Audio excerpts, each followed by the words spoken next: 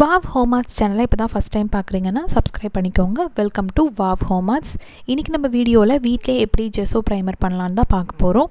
இது பண்ணுறதுக்கு baby powder வந்து தேவைப்படும். அப்படி இல்லைனா பிளாஸ்டர் ஆஃப் பாரிஸ் உங்கள் வீட்டில் இருக்குன்னா அதுவே எடுத்துக்கோங்க.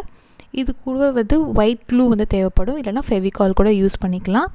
அப்புறமா வந்து அக்ரலிக் பெயிண்ட் வந்து தேவைப்படும். நான் வந்து இன்றைக்கி பேபி பவுடர் வச்சு தான் செஞ்சு காட்ட போகிறேன். ஏன்னா எல்லார் வீட்லேயும் அது இருக்கும். அதனால் நான் இந்த டால்கம் பவுடர் தான் வந்து யூஸ் பண்ணி செஞ்சு காட்ட போகிறேன். இப்போ ஒரு பவுலில் வந்து 1 டீஸ்பூன் அளவுக்கு நம்ம அக்ரலிக் பெயிண்ட் வந்து எடுத்துக்கலாம். இன்றைக்கி வீடியோவில் நான் பிளாக் கலர் ஜெஸோ வந்து பண்ண போகிறேன். அதனால் பிளாக் எடுத்திருக்கேன். உங்களுக்கு ஒயிட் வேணுன்னா கூட நீங்கள் ஒயிட் எடுத்துக்கோங்க. இப்போ இது கூட நம்ம எந்த அளவுக்கு பெயிண்ட் எடுத்தோமோ அதே அளவுக்கு க்ளூ எடுக்கணும். ஒயிட் க்ளூ வந்து 1 டீஸ்பூன் வந்து சேர்த்துக்கலாம்.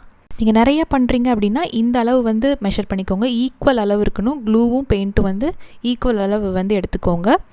இப்போ இதில் 2 ஸ்பூன் அளவுக்கு நம்ம பேபி பவுடர் வந்து எடுத்துக்கலாம், இல்லைனா பிளாஸ்டர் ஆஃப் பாரிஸ் எடுத்துக்கோங்க. இதே கரெக்டான மெஷர்மெண்ட்ஸ் வந்து வச்சு பண்ணுங்கள், நல்லா வரும். 2 spoon powder, 1 spoon paint, 1 spoon glue, இதுதான் வந்து கரெக்டான அளவு. இதே மாதிரி நீங்கள் எவ்வளோ அளவு பண்ணுறீங்களோ பண்ணி ஸ்டோர் பண்ணி வச்சுக்கலாம்.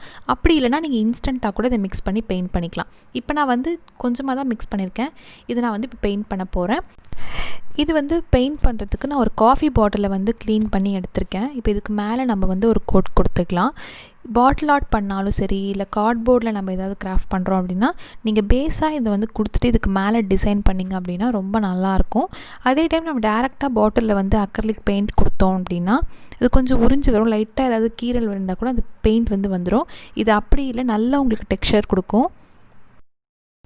பெயிண்ட் ப்ரஷ் இல்லைனா ஸ்பாஞ்ச் ப்ரஷ் எதுனாலும் நீங்கள் யூஸ் பண்ணி இதை வந்து நம்ம பாட்டிலில் வந்து பெயிண்ட் பண்ணிக்கலாம்.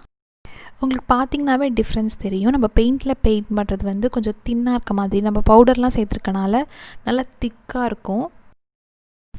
இது நீங்கள் ஒரு கோட் கொடுத்துட்டீங்க அப்படின்னா இதுக்கு மேலே நீங்கள் பெயிண்ட் கொடுக்கணுங்கிற அவசியமே இல்லை. டேரெக்டாக நீங்கள் டிசைன் பண்ணிக்கலாம். இப்போ இந்த குட்டி பாட்டில், இந்த எசன்ஸ்லாம் வரும் இல்லையா, வெனிலா எசன்ஸ் கேக் பண்ணுறதுக்கு யூஸ் பண்ணுவோம் இல்லையா, அந்த பாட்டில் வந்து நான் இது ரீயூஸ் பண்ணலான் இருக்கேன். அதனால் வந்து அதுலேயும் வந்து நான் இந்த ஜெஸோ பெயிண்ட்டை வந்து போட்டுக்கிறேன். நம்ம சேனலில் இருக்கிற குட்டீஸ்க்கு வந்து ஹாய் சொல்லிடலாம். ஹாய் இந்துமதி, அப்புறம் அபிநயா. இதே மாதிரி சேனலுக்கு சப்போர்ட் பண்ணுங்கள். நம்ம சேனலில் இருக்கிற கிராஃப்ட் எதாவது பண்ணிங்கன்னா அந்த ஃபோட்டோஸ் வந்து எனக்கு மெயில் பண்ணுங்கள், நான் அதையும் சேர்த்து அப்லோட் பண்ணுறேன்.